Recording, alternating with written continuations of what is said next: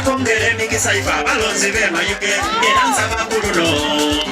nakadama pakalasiti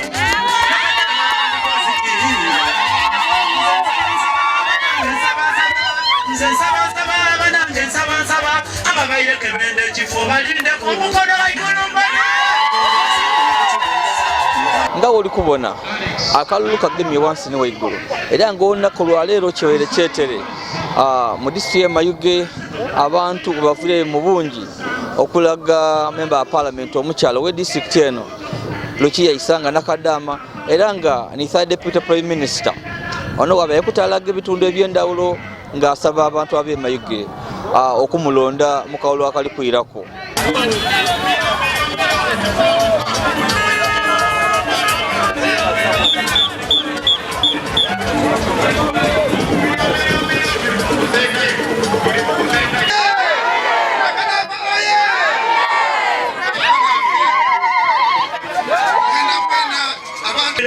Kongo kwena uli bobo na kifana nichenga aite mugagire mama ni kobache zeniku kemikisa dino kwanza aliko kera chama nero singwa na rani zoke ndaka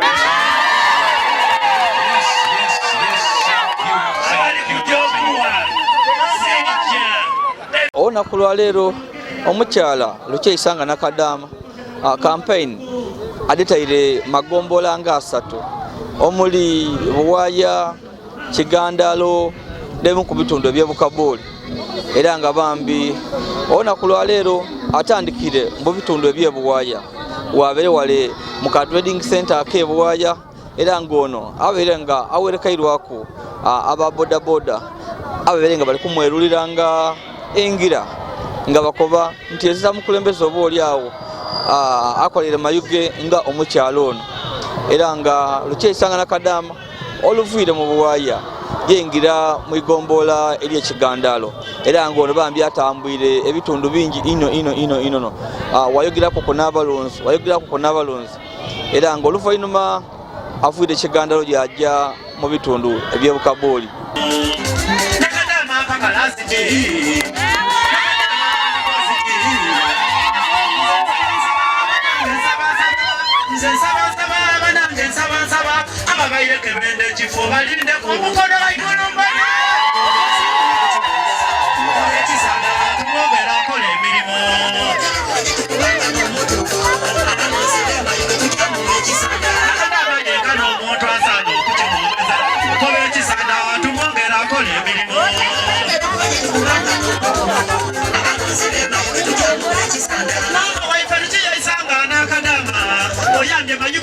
Mayamba busoka ni Uganda yona galalawo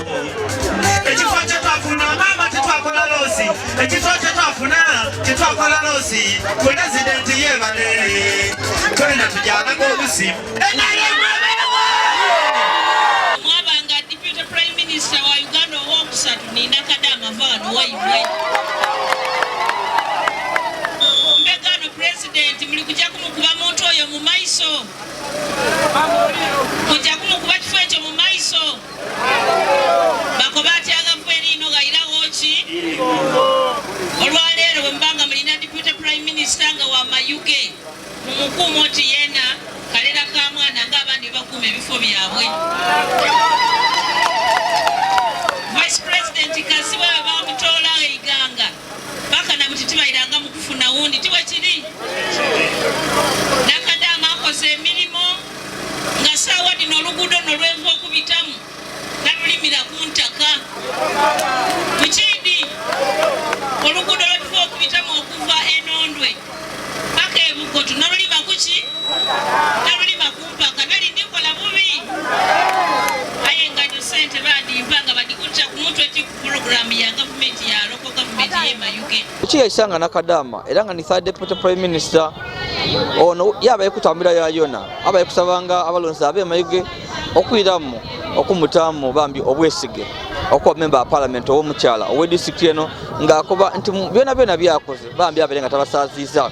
ono akobye nti omulimu gobaamuwa okujja okuteesa mu parliament abeera gukola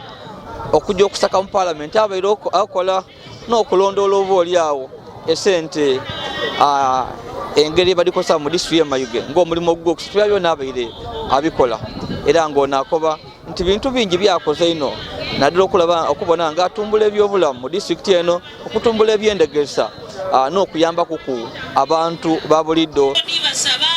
kulonda kuolwo muwunde mutajeya kulima kuba tukalonda saawa etya onakuwatikanje nimekuita nundire enondo ndakwira nga bamaze okulonda nga bamaze n'okukwiba so ku saawa 3 bayakala okole ki obeewo nga bali kulonda naawo amina bwe tumala okalonda bakasiiringe omaze okubona nti bwe balina kadaama nono owundi afunye ziro bamusibire nga bataire muki tunagaba ku ziro munagaba ku ziro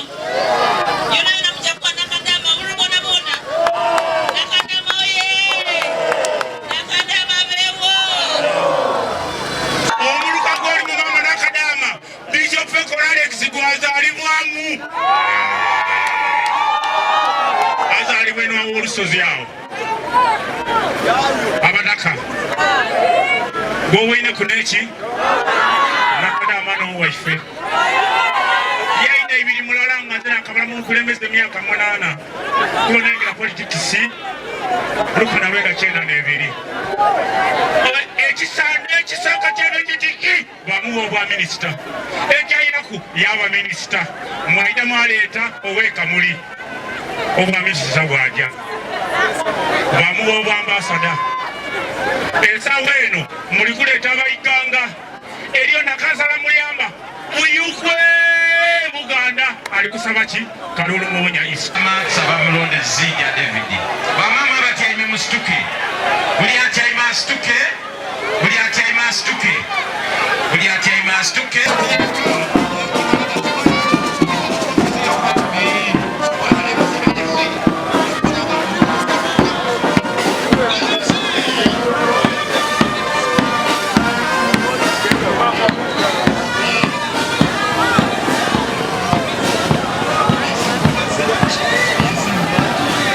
mwenda abakulembeze babayambe